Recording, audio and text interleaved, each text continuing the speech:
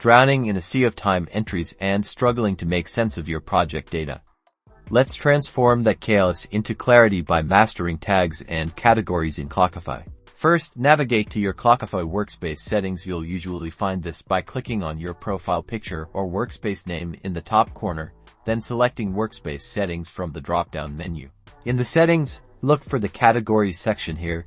You can customize predefined fields, typically projects and clients, to add a new project or client. Simply click into the field, type in the name of the item, and click Enter, or click Add. Now let's add some tags. Scroll down to the Tags section, and click Create a new tag. Give it a descriptive name that reflects a specific task, activity, or type of work, like meeting, design, or bug fix. Then click Add Tag. Once your categories and tags are created, start using them.